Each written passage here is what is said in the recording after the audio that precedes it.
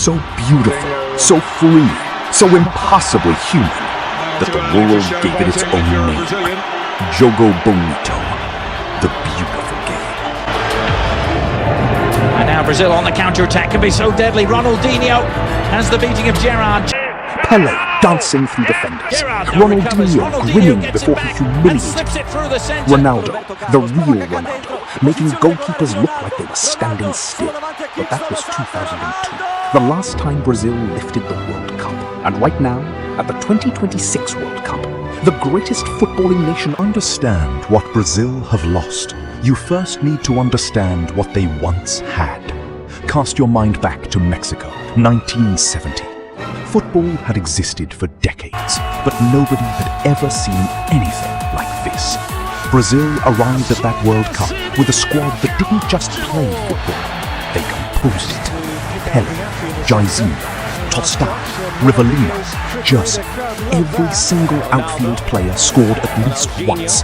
They pumped in 19 goals across 6 matches, not through grinding, not through tactics and systems and defensive blocks, through joy. Jairzinho scored in every single game. Pelé, already a legend at 29, played as if gravity was optional. And when Brazil lifted that trophy, the watching world didn't just applaud, they fell in love. That team didn't just win, they showed football what it could be. And Brazil would carry that identity, that spirit, for decades. Through 1994, through Romario and Bebeto and their famous cradling goal celebration.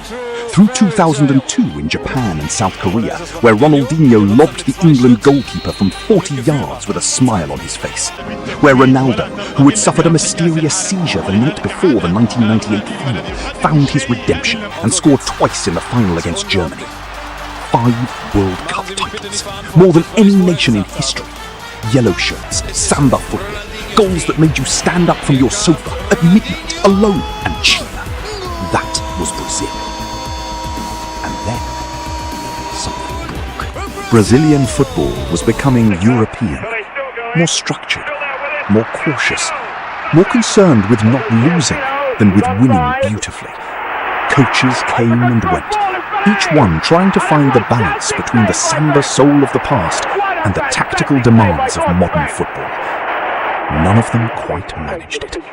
And with every passing tournament, in 2006, 2010, 2014, Brazil carried heavier and heavier expectation.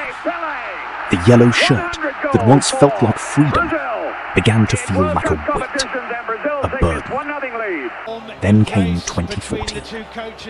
It didn't happen overnight. That's the cruel thing. Brazil didn't fall off a cliff. They drifted slowly, almost invisibly, away from everything that made them special. After 2002, the questions started quietly. Who would carry the torch after Ronaldo, after Rivaldo, after Ronaldinho's brilliance faded? Brazil came close in 2006, lost to France in the quarterfinals. Came close again in 2010, lost to the Netherlands. Each time, there were excuses. Bad luck, individual errors, not enough time. But underneath those results, something deeper was shifting. Coaches came and went, each one trying to find the balance between the samba soul of the past and the tactical demands of modern football. None of them quite managed it. And with every passing tournament in 2006, 2010, 2014, Brazil carried heavier and heavier expectation. The yellow shirt that once felt like freedom began to feel like a weight, a burden. Then came 2014, and everything changed forever.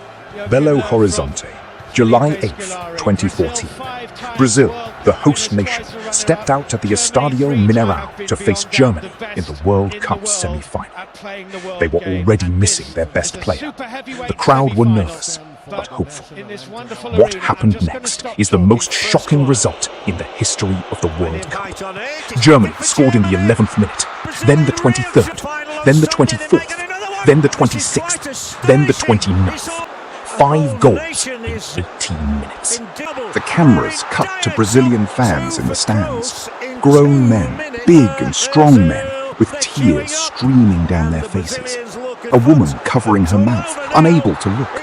Children, confused, not understanding what they were witnessing. Germany won 7-1 on Brazilian soil, in front of Brazilian fans.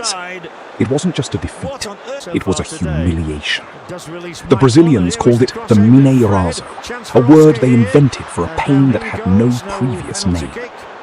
Brazil had lost before. Every team loses. But they had never lost themselves like this. Their identity, their pride, their belief that the yellow shirt carried something sacred. All of it shattered in 18 minutes of German efficiency, and they have never fully recovered. Here's the question that has haunted Brazilian football ever since that night in Belo Horizon. Who are Brazil if they are not Jogo Bonito? It sounds simple. It is anything but. Because Brazil's problem isn't talent. They have always had talent. Neymar, Vinicius Jr., Rafinha, Rodrigo. On paper, they should be world beaters. The problem is identity. After 2014, Brazil didn't know how to play.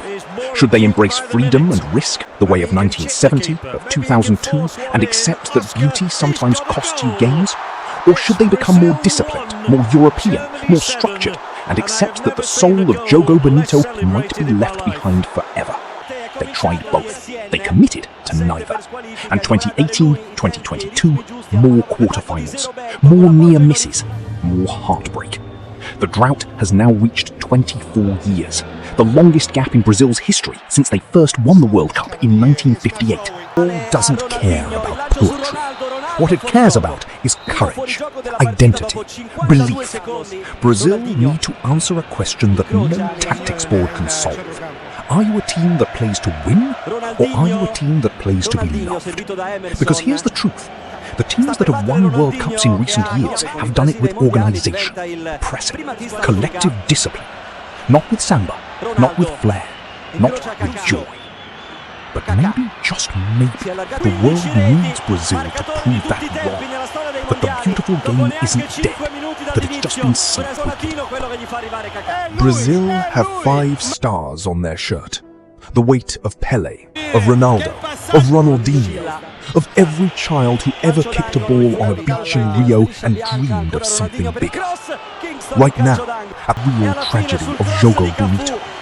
It was never just a style of football, it was a state of mind. And until Brazil find that state of mind again, the 5th star may be the last one they ever wear. Subscribe to Crest and Glory. Every badge tells a story.